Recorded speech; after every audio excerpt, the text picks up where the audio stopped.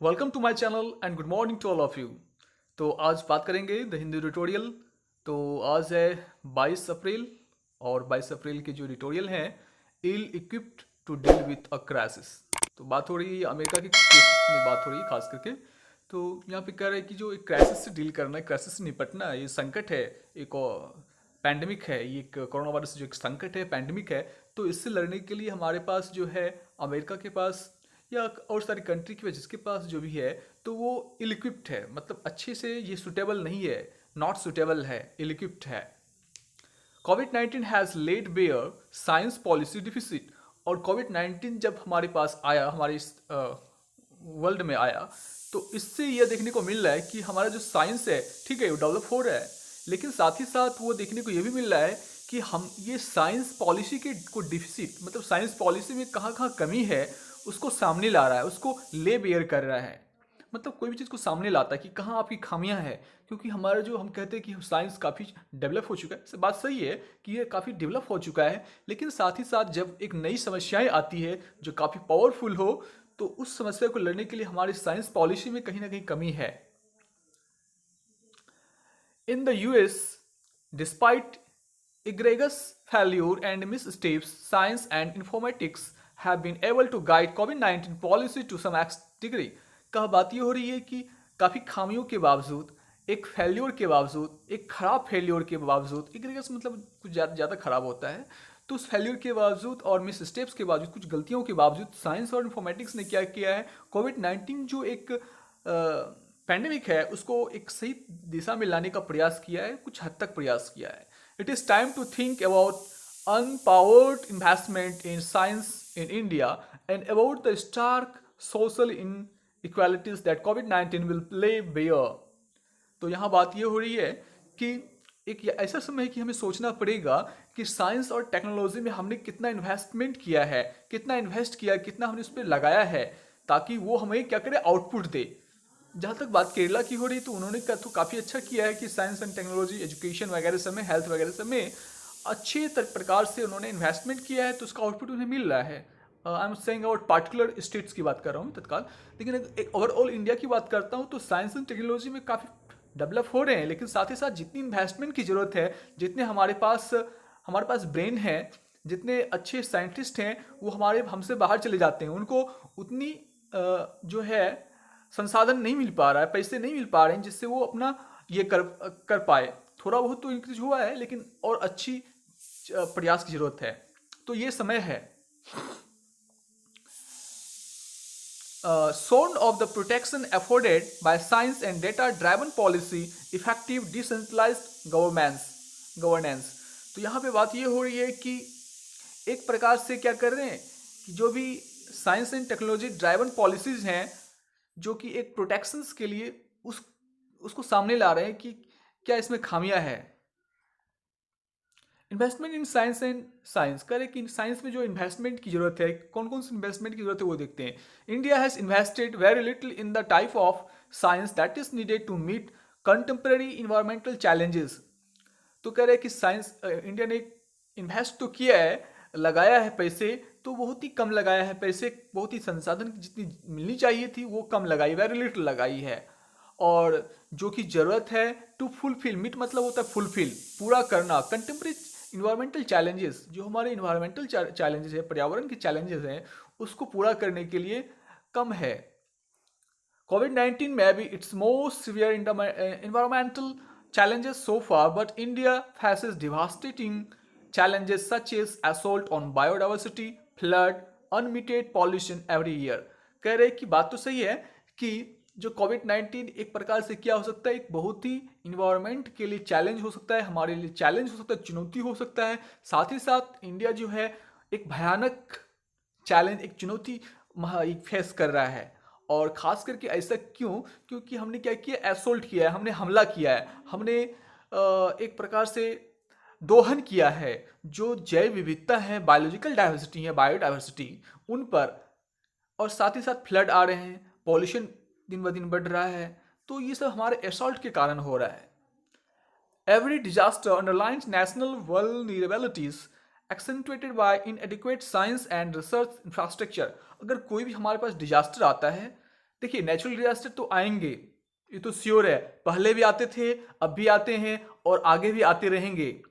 लेकिन काफ़ी कुछ फैक्टर्स पे ये डिपेंड करता है हम कितने तैयार हैं, हम कितने प्रिपेयर्ड हैं, हमारा साइंस कितना प्रिपेयर्ड है, हमारा मेन पावर कितना प्रिपेयर्ड है, और साथ ही साथ कि क्या हम इसमें कुछ कर सकते हैं। इन चीज़ों के बारे में बात हो रहा है कि हमारा इंफ्रास्ट्रक्चर जो है, रिसर्च इंफ्रास्ट्रक्चर, वो बढ़िया है या नहीं है, क्या एडिक्वेट है, पर्याप्त है, क्या इनएडिक्वेट है, क्या और करने की जरूरत है, तो इसके बारे में बात हो रही है। तो हमारा जो इंफ्रास्ट्रक्चर है, हमारा जो एक प्रकार से ढांचा है, वो थोड़ा सा कमी है।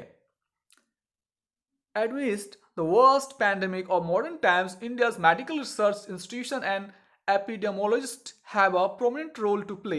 कह रहे कि इस दौरान जो ये पैंडमिक है, मॉडर्न टाइम्स में जो पैंडमिक है, इस दौरान एडमिस मतलब के बीच जो होता है वो होता है, तो इंडियन मेडिकल रिसर्च इंस्टीट्यूशन जो है और उनके जो एपिडेमियोलॉजिस्ट हैं, कहने का अर्थ है उनके जो महामारी रोग विशेषज्ञ हैं, एक अच्छी भूमिकाएं वो निभा रही है।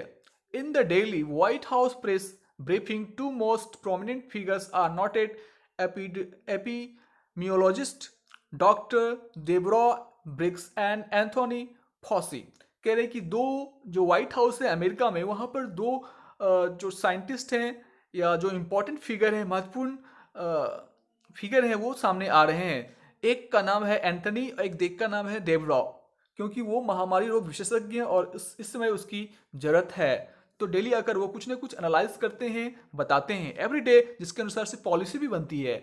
Every day they provide new data to direct policy. अलग अलग डेटा वो प्रोवाइड करते हैं ताकि जो पॉलिसी बनाए जाए वो पॉलिसी में उनकी डेटा को शामिल किया जाए। India is a global super power information technology, it has few scientist और institution systematically deploying big data and informatics to understand large scale environmental challenges including infectious diseases. India तो एक global super power है, ये तो सभी जानते हैं, और काफ़ी डेवलप भी हो रहे हैं। साथ साथ साइंस एंड टेक्नोलॉजी में जो है एक ग्लोबल पावर के रूप में, एक सुपर पावर के रूप में उभरा है। साथ ही साथ लेकिन हमारे पास जो है साइंटिस्ट बहुत ही कम है, और इंस्टीट्यूट जो है काफ़ी एक अच्छी तरीके से जो होनी चाहिए सिस्टमेटिकली, तो वो कम हो रहा है। तो वो क्या करते हैं, इंफॉर्मेशंस और जो डेटा हैं उनको इस्तेमाल करते हैं ताकि जो चैलेंजेस है, इन्वायरमेंटल चैलेंजेस, उसको समझा जा सके। और उसमें क्या क्या आते हैं, इन्फेक्शियस डिजीज भी आते हैं। India is a hot spot for emerging diseases, but to respond adequately, it urgently need an expanded group of world-class specialists in this area।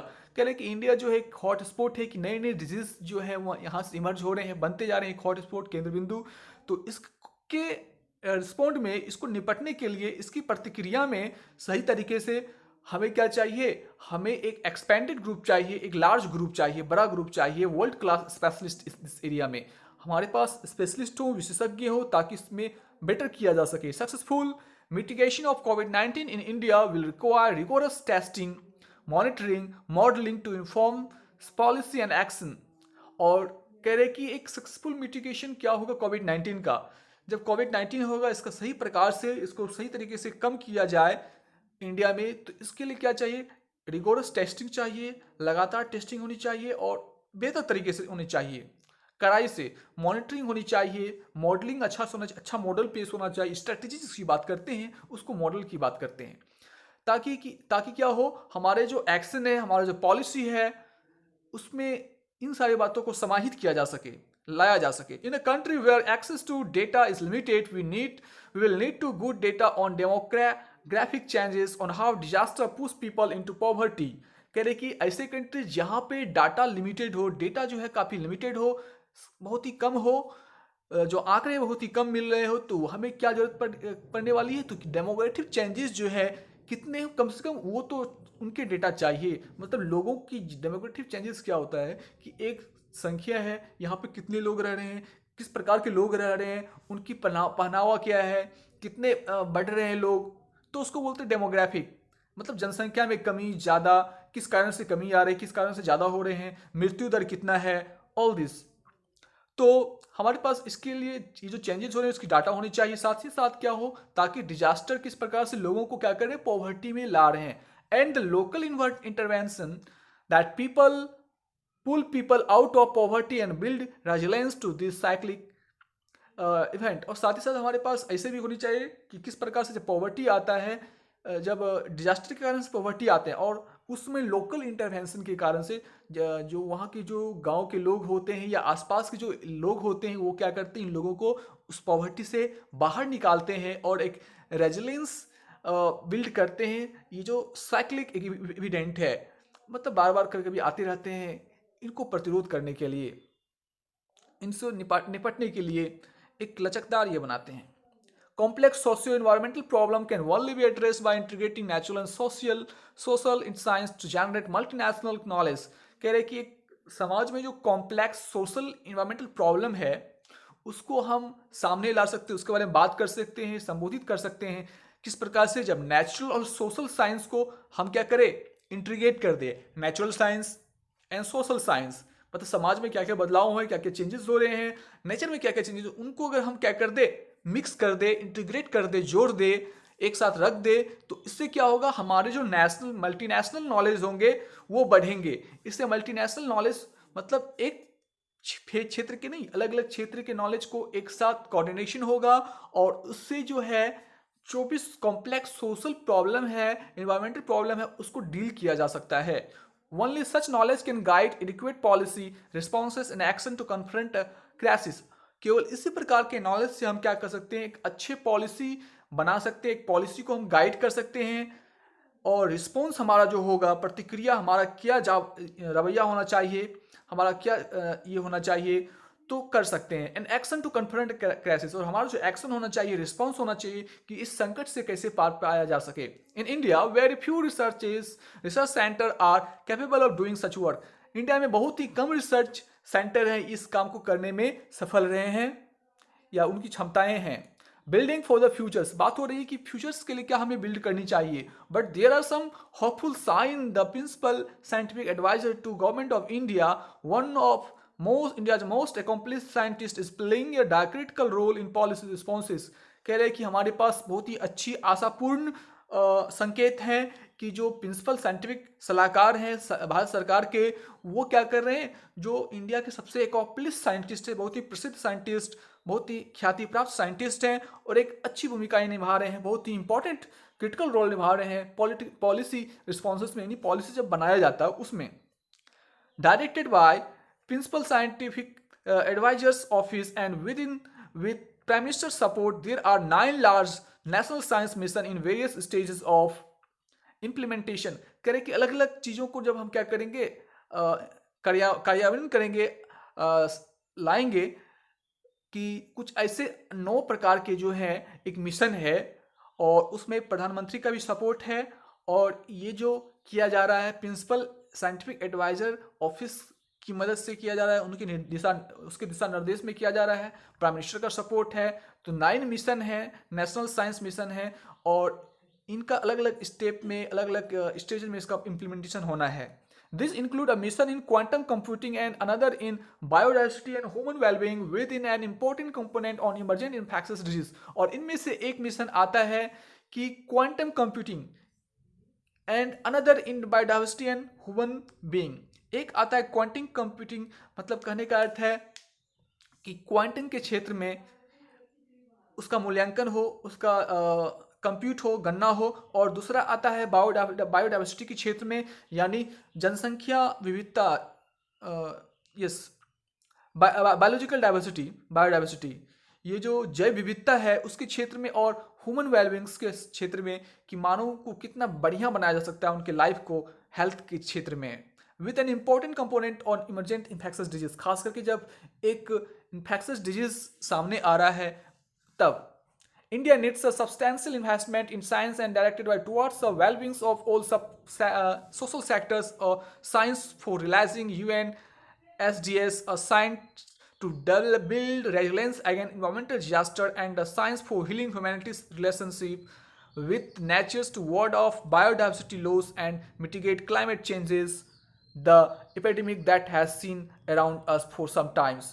तो यहाँ बात हो रही है कि इंडिया को एक लगातार बहुत ही ज़्यादा संख्या में इन्वेस्टमेंट की ज़रूरत है साइंस में, विज्ञान के क्षेत्र में, जो कि लोगों का, जो सोशल सेक्टर का वेलबींग्स की ओर देखता हो और एक ऐसा साइंस जो कि एक बिल्ड करता हो रेजिलेंस कि जो जितने भी इन्वायरमेंटल डिजास्टर आ रहे हैं उसके अगेंस्ट में एक प्रतिरोधक क्षमता विकसित करे, और साथ ही साथ एक ऐसा साइंस जो ह्यूमैनिटी रिलेशनशिप को क्या करे, हील करे, ठीक करे विथ नेचर के साथ, और बायोडाइवर्सिटी को क्या करे, उसमें जो लॉस हो रहे हैं, कमियां आ रही है, उसको ठीक करे।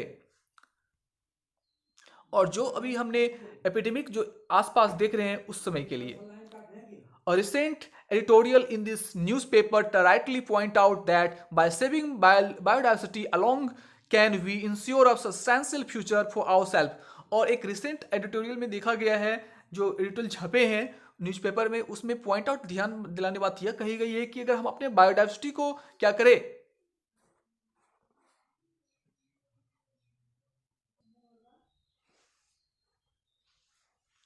A recent editorial in this newspaper rightly point out that by seeing biodiversity along ensure sustainable future for ourselves. यहाँ बात हो रही कि जो एडिटोरियल छपा था उसके अनुसार से यह ध्यान दिलाती है कि जो बायोडाइवर्सिटी को अगर हम क्या करते हैं, सेव कर लेते हैं, तो एक सस्टेनेबल फ्यूचर हमारे लिए डेवलप हो जाएगा। मतलब एक सतत, मतलब ऐसा फ्यूचर जहाँ हमें ज़रूरत पड़ेगी कि जो हमारे फ्यूचर जनरेशन है उसको हम बचा सके।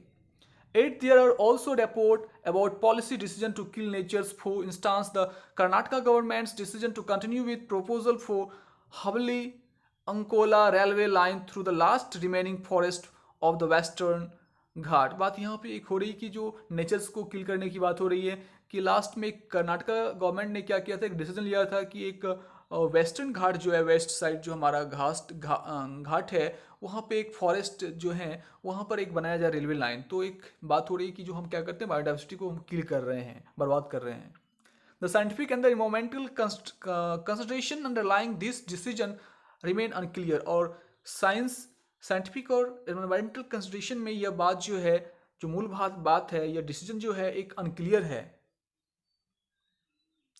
India aspires to be $5 trillion economy. India जो इतना इच्छा रख रही है, इतना उनका अभिलाषा है, वो चाह रही है कि वो 5 ट्रिलियन इकोनॉमी बने। Such aspiration must envision a society that cherishes science and knowledge in science, equities, justice and decentralised governance, respect our national heritage. कह रहे कि ठीक है, बात सही है, लेकिन ऐसे एस्पिरेशन, ऐसी अभिलाषाएं जो है, उसमें एक ऐसी कल्पना करनी चाहिए कि ऐसा समाज हो जो कि साइंस एंड टेक्नोलॉजी के प्रति अपना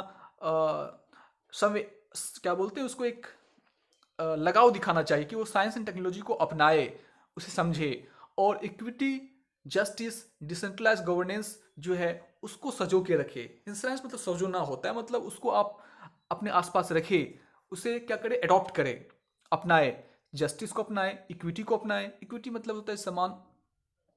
डिसेंट्रलाइज्ड गवर्नेंस, ऐसा गवर्नेंस जो केवल एक ही सेंटर पे नहीं हो, अलग अलग क्षेत्र, अलग अलग लेवल पे हो।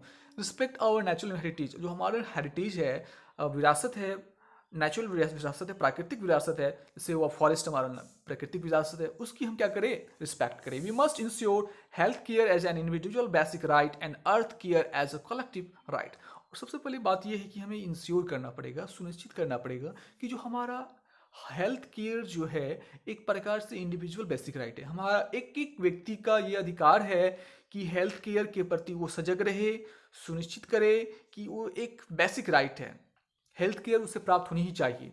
यानी हमें है तो मुझे भी बेसिक राइट है कि मुझे स्वास्थ्य के प्रति जो है हमारा जो राइट होनी चाहिए वे सरकार के द्वारा प्रोवाइड की जानी चाहिए, और earth care as a collective right.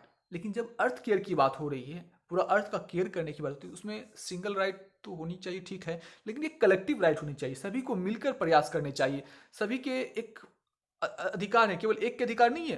Everybody is right that he must accept, he must some perform some collective right। Thank you. And ये सेशन कैसा लगा, आज जल्दबाजी में है, कुछ नेटवर्क प्रॉब्लम है, साथ ही साथ अगर आपको चाहिए कि एडिटोरियल सेक्शन में जो अभी थोड़ा सा बंद कर दिया हूँ, अगर आपको चाहिए कि शुरू करनी चाहिए तो आप कमेंट करें। थैंक यू, और चैनल को सब्सक्राइब कर सकते हैं अगर अच्छा लगे तो।